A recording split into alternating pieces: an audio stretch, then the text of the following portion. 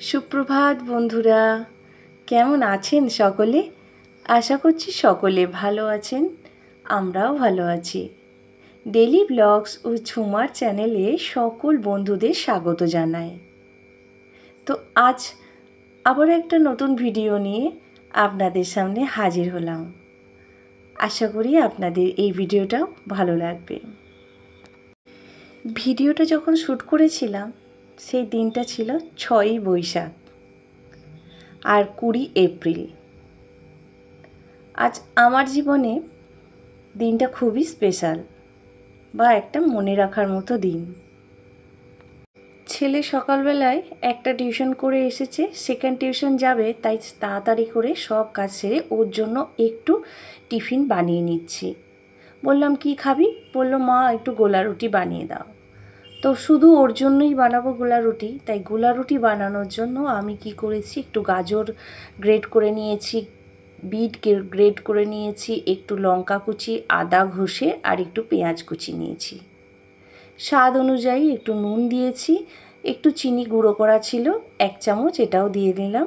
আর দিয়েছি বাটিতে, ছোট্ট একটা বাটি, কিছু কম 1 বাটি মতো আটা দিয়ে জল দিয়ে গুলিয়ে এটাকে কিছুক্ষণ আমি রেস্টে রেখে দেব।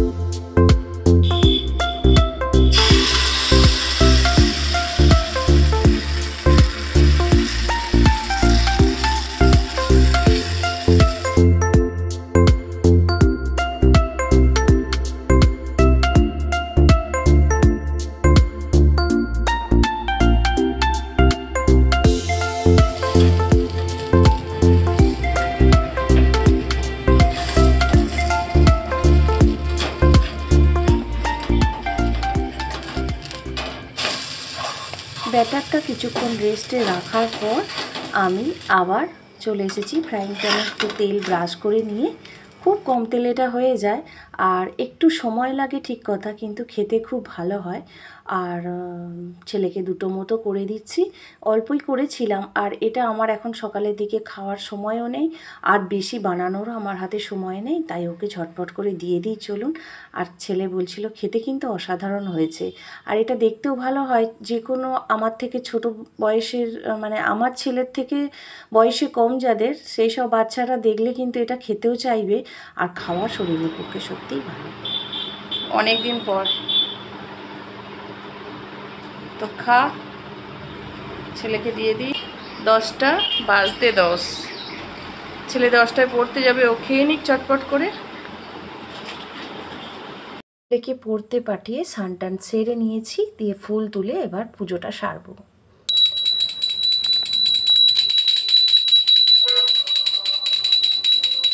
কাছে বড় করে দেখা, এখানটা যেখানটা আরতি করছি সেখানটা বড় করে দেখা, যেখানটা করছি বড় করে দেখা।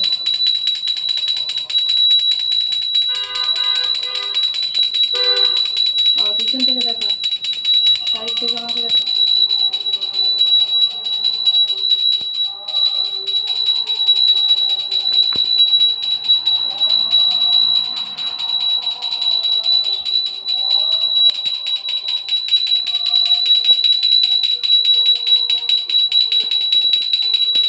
আমাকে দেখা, একটু বড় করে।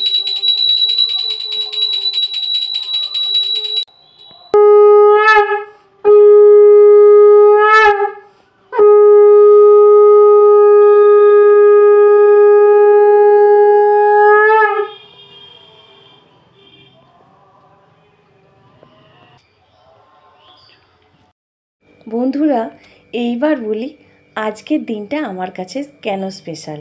আজকের দিনটা কর্তামশাইয়েরও আর আমারও দুজনের কাছেই আজকে স্পেশাল। আজ থেকে ঠিক 19 বছর আগে আমার বাবা এই দত্তমশাইয়ের হাতে আমার সমস্ত দায়িত্ব দিয়ে নিশ্চিন্ত হয়ে গিয়েছিলেন। আজ হচ্ছে আমাদের বিবাহবার্ষিকী, 19তম বিবাহবার্ষিকী। তাই বাড়িতে যেটুকু সকালের দিকে কাজকর্ম ছিল দেখালাম, সেগুলো সেরে স্নান টান করে ঘরে পুজো সেরে চলে এসেছি তারা মায়ের মন্দিরে। বাড়ির কাছাকাছি মন্দিরটা হাঁটা পথ, তাই নিজে একাই বেরিয়ে পড়েছি কোনো রকমে স্নান করে। আর ভীষণ রোদ, একটি ছাতা নিয়ে চলে এসেছি। একটু ফুল আগে থেকেই ছড়িয়ে রেখেছিলাম ঠাকুর মন্দিরে আসবো বলে, তাই ঠাকুর মায়ের কাছে আমার সমস্ত চাওয়া পাওয়া দুঃখ সব কিছুই মাকে জানালাম। আর বললাম, তুমি সকলকে ভালো রেখো, আমাদের তিনজনকেই যেন ভালো রেখো, সুস্থ রেখো, আর ছেলেকে মানুষের মতো মানুষ যেন করতে পারি, এই আশীর্বাদ দাও। তো যাই হোক, আশীর্বাদ দেয়া বলতে বাড়িতে তো শ্বশুর শাশুড়ি ওনারা চলে গেছেন, আমার বাপের বাড়ির বাবাও চলে গেছেন, মাকে ফোন করে আশীর্বাদটা চেয়ে নিয়েছি। আর সকাল থেকে অনেকই ফোন আসে, 2 ননদ আরও আত্মীয় স্বজন, মেসেজ নানা রকমভাবে, খুবই ভালো লাগে। তো তারপর আগে একটু আজকের দিনটা স্পেশাল, তাই আজকে একটু পায়েস বানাবো। সিমুয়ের পায়েসই বানাচ্ছি, কেননা আর একটা দুপুরবেলায় চালের অন্যরকম একটা রেসিপি বানাবো ভেবেছি, সেই জন্যে সিমুয়ের পায়েস একটু বানিয়ে নিই। সিমুয়ের পায়েসটা বানিয়ে রাখলে ফ্রিজে রেখে দিলে রাত্রেবেলাও রুটির সাথে বা পরোটার সাথে খাওয়া যাবে।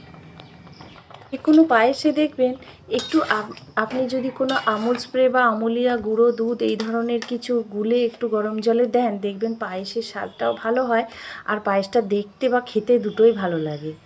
পায়েসে আমি বরাবরই চিনি দিই না, এই জ্যাগারি পাউডার প্রয়োজন মতো দিয়ে নিই, একটু কমই দিই, লাগলে আমরা আবার পরে দিয়ে নিই। যেহেতু কর্তামশাই একটু খাবে, সেই জন্যে মিষ্টিটা একটু হালকাই রাখি। আর যেহেতু আমি আমুল দুধ দিয়েছি, প্যাকেট দুধ দিয়েছি, পায়েসটা অনেকটাই মিষ্টিটা কম লাগবে। তো এদিকে আমার দেখুন পায়েসটা খুব সুন্দর হয়েছে, দেখতেও বেশ ভালো হয়েছে। পায়েসটা সিমুইটা কিন্তু আমি ঘি দিয়ে ভেজে নিয়েছিলাম। আর দেখবেন সিমুই বা এই গোবিন্দভোগ চাল পায়েস করার আগে একটু ঘি দিয়ে নেড়ে নেবেন। গুড মর্নিং, সুপ্রভাত বন্ধুরা, আশা করছি সকলে ভালো আছেন, ঈশ্বরের কৃপায় আমরাও ভালো আছি। দুটো পুরাতন বন্ধু, নতুন বন্ধু, সমস্ত বন্ধুদের আমার অনেক অনেক শুভেচ্ছা রইল, আর বুক ভরা ভালোবাসা রইল। আর আমার থেকে যারা বয়সে বড় তাদেরকে জানাই প্রণাম। তো কাটা 11টার ঘরে, 11টা বাজতে যায়।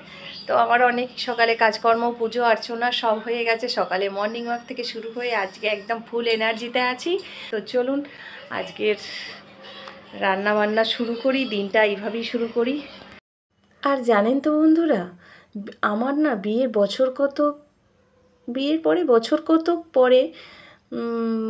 কতক মানে বছর 3 ভালোভাবে ঘরের মধ্যেই, বাড়ির মধ্যেই খাওয়া দাওয়া, গিফট দেওয়া নেওয়া এইসব করা হয়েছিল। তারপরে যখন ছেলে বড়ও হয়ে গেল, সংসারের চাপ বাড়লো, বাবা মায়ের বয়স হয়ে গেল, বড় সংসার, তখন আর বিবাহবার্ষিক সেরকমভাবে পালন হতো না।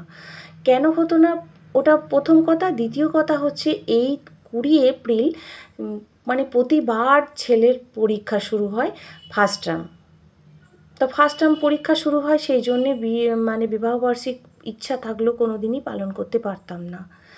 তো এবছর ছেলের যদিও পরীক্ষা নাই, ছেলে ক্লাস 11 হয়ে 12-এ উঠতে যায়, তো নেই, কিন্তু এবছর আমার একদমই কোনো কিছু করার ইচ্ছা থাকেনি। ভেবেছিলাম করব, কিন্তু মাস 3 হলো আমার এরকম দুর্ঘটনা, মানে বাবার এরকম চলে যাওয়াতে খুবই আর কি মনটা ভেঙে গেছে। তাই নববর্ষই বলুন আর বিবাহবার্ষিকী বলুন, কোনোটাই বিশেষভাবে আড়ম্বর করে পালন করা আমার পক্ষে সম্ভব নয়, বা করার ইচ্ছেও থাকেনি। আর কর্তামশাইও সেরকমভাবে কিছু আয়োজন করেনি, তাই নিজে মনে হলো, ছেলেই সমানে লাফাচ্ছিল, মা একটা কেক আনি, কেক কাটো, না একদম খরচ বাড়াতে হবে না। তো যাই হোক, ঘরেই একটু রান্নাবান্না করে দিচ্ছি। তাই ইচ্ছা হলো যে গোবিন্দভোগ চাল দিয়ে একটু পোলাও বানাবো। আর দেখবেন আমাদের মধ্যবিত্ত ঘরের মায়েরা বা আমরা দেখবেন নিজেদের জন্য যখন কোনো জন্মদিন আসে, বিবাহবার্ষিকী আসে, তখন মনে হয় না থাক। বিশেষ করে আমার মনে হয় না থাক, এটা করলে খরচ বেড়ে যাবে, থাক ওই খরচটা অন্য খাতে খরচা করা যাবে, থাক, এরকম মনে হয়। কিন্তু আবার এক সময় মনে হয়, ইস একটু করলে হতো, একটু সেলিব্রেট করলে হতো, ছেলেটা বলছিল। কিন্তু এবছর আমার একদমই মনে হয়নি। তাই ভেবেছিলাম অন্যরকমভাবে, কিন্তু বাবার এরকম হওয়াতে আর পুরোপুরি আর কোনো কিছু চিন্তাভাবনা করিনি। তাই একবারে সকালবেলা ওই সব কাজকর্ম করে একবারে রান্নাঘরে পোলাও বসালাম। দুপুরে হবে একটু পোলাও। তো পোলাও বানানোর জন্য আমি তো দেখালামই যে চালটা আমি আগে ভিজিয়ে পেপারে মেলে দিয়েছিলাম, তাতে জলটা টেনে নিয়েছিল। আর টেনে নেওয়ার পর আমি টিফিনটা করে নিয়ে তারপরে আমি পোলাওটা বসিয়ে দিলাম। আমি এইভাবে কড়াইয়ে পোলাও করি, ভীষণ ভালো প্রসেসে হয়ে যায়। আর পোলাওয়ের জন্য জলটা গরম করে রেখে দিয়েছিলাম, আর সেই জলটাও দিয়ে দিলাম। 20 থেকে 25 মিনিটের মধ্যেই আমার পোলাও রেডি। দেখুন ঝরঝরে একদম পোলাও হয়েছে। এটা আমাদের পুরো দুবেলা হয়ে যাবে। প্রায় 500 মতো চালের করেছিলাম। দিনটা রবিবার হলেও, ছুটির দিন হলেও, আমাদের মতো খেটে খাওয়া মানুষ, তাদের তো আর ছুটি নেই। মানে বিশেষ করে কর্তামশাইয়ের উদ্দেশ্যে বলছি আর কি। উনি তো কোনো সরকারি চাকরি করেন না, উনি নিজের হাতের কাজ শিখে রেখেছেন, সেটা দিয়েই আর কি আমাদের রুজি রোজগার চলে যায় আর কি, কোনো রকমের ঠাকুরের কৃপায়। তো সেই জন্যে রবিবার হলে ওর আবার কাজ বেশি থাকে। তো যথারীতি রবিবার সকালবেলা কি হবে না হবে জেনে নিয়ে, কি লাগবে না লাগবে জেনে নিয়ে ও শুনে বাইরে গেছে। দুধ যথারীতি এনে দিয়েছে, দই এনে দিয়েছে, বলেছে রাতে চিকেন অথবা মটন আনবে, দুটোর মধ্যে যে কোনো একটা হবে। আর পোলাও এর মধ্যে রয়ে গেছে, পোলাও রয়ে যাবে, সেই পোলাও দিয়ে মাংস দিয়ে রাতের ডিনারটা সারা হবে। তো যথারীতি ছেলে আর আমি কি করছো? এই যে কারেন্ট চলে গেল, এখন প্রায় 11:30 মতো বাজে। রান্না বসিয়েছি, এখানে পোলাওটা হয়ে গেছে। এই যে পোলাওটা এখানে হয়ে গেছে। আর এদিকে আমি পনির রান্না করব বলে পনিরের মশলাটা কাটতে দিয়েছি, এখানে কষতে দিয়েছি। আর এদিকে পনিরটা ভেজে রেখেছি। এখন গরমকালে একটাই অসুবিধা, যে 12টা বেজে গেলে আর রান্নাঘরে থাকতে একদমই ভালো লাগছে না। কেননা রান্নাঘরে এমনই আর কি, তো সেই জন্যে আর কি প্রায় 12টা বাজতেই যায়।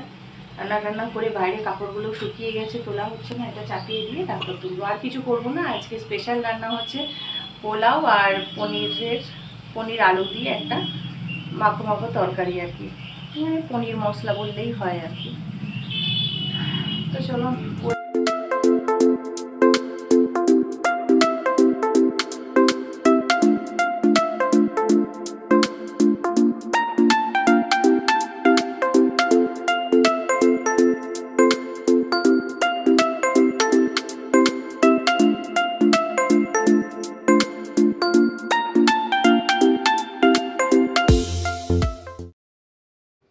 ওদিকে আমার রান্না বান্না হয়ে গেছে, রান্না সারা হয়ে গেছে। আর এদিকে ভাবলাম বেড কভারটা সকালবেলায় তুলে নিয়েছি, মেলা হয়নি, তো একটা বেড কভার আমি মেলে নিচ্ছি। এই বেড কভারটা নতুনই বলতে পারেন, এখনও স্টিকার ওঠানো হয়নি, কিন্তু অনেক দিন ধরে যাবৎ পড়ে আছে। এটা একটু মোটা ধরনের হলেও চাদরটা ক্যামেরাতে একটু ঝাপসা আসছে বা সাদা সাদা আসছে, কিন্তু সামনে থেকে এটা বেশ, সামনে যে ছাপাটা আছে বা প্রিন্টটা আছে কিন্তু খুব ভালো লাগছে। ক্যামেরায় একটু হয়তো ঝাপসা উঠছে। তো যাই হোক, এটা আমাকে গিফট করেছিল একজন, আমার বড় ননদ আমাকে একবার দিয়েছিল। তো সেই থেকে মেলাই হয়নি, এখন ভাবলাম একবার মেলে নিই, আজকে একটা বিশেষ দিন, তো চাদরটা এই ঘরে চেঞ্জ করে নিই। তো এদিকে চেঞ্জ করা হয়ে গেল, ছেলেকে বললাম চ, দেরি করে লাভ নেই, ওদিকে খাবার দাবার দিয়ে দিই। বলছে মা, পোলাওটা তুমি সুন্দর করে যেমন করে শেপ করে বসাও সেরকম করে আমাকে দাও। বললাম চল ঠিক আছে। তো যথারীতি ওকে একটু সাজিয়ে দিলাম। ছেলে আর আমি খাবো বলে এর সাথে একটু ভাজাভুজি করলে হয়তো হতো, কিন্তু এত গরম আর ছেলে আছে বলে আর নিজেদের দুইজনের জন্য আর বিশেষ কিছু করলাম না। তো এই দিয়ে সেরে নেব, আর একটু আমের চাটনি আছে নিয়ে নেব। ওদিকে খাওয়া দাওয়া করে দুপুর গড়িয়ে এখন প্রায় সন্ধে 6:20 মতো বাজে। ফ্রিজে দুপুরবেলা তরমুজ কেটে রেখে দিয়েছিলাম, সেটা বার করে 1 প্লেট ছেলেকে দিলাম, অনলাইনে ক্লাস করছে, আর আমি 1 প্লেট নিলাম। ছেলে আবার তরমুজের মাঝের অংশটা খেতে ভীষণ ভালোবাসে, প্রথম দিকে বা শেষের দিকে তরমুজের অংশগুলো খাবে না। তো যথারীতি আমিও নিয়ে নিয়েছি, একটু বিট নুন আর গোলমরিচ নিলে তো মানে এত সুন্দর লাগে। তরমুজ আমার ভীষণ ভীষণ ফেভারিট, মানে একটা মাঝারি সাইজের তরমুজ গোটা আমি খেয়ে নিতে পারবো, এতটাই ভালোবাসি। তো এই তো সন্ধে দেওয়ার পর তরমুজটা দুজনে মিলে খাবো, খেয়ে একটু বেরোবো বাজার দিকে। এখন আমার ছেলেই হচ্ছে আমার সঙ্গী, আমার বন্ধু বলুন বান্ধবী বলুন। এখন কর্তামশাইকে পাওয়া যায় না, কেননা বলেইছি যে উনি আজকে ভীষণই ব্যস্ত। তাই ছেলেকে নিয়ে একটু বেরোবো, টুকটাক মিষ্টি ফিষ্টি কেনার আছে কিনবো, আর ছেলের টুকটাক খাতা টাতা নেওয়ার আছে, ওই জন্য ওকে নিয়ে যাচ্ছি।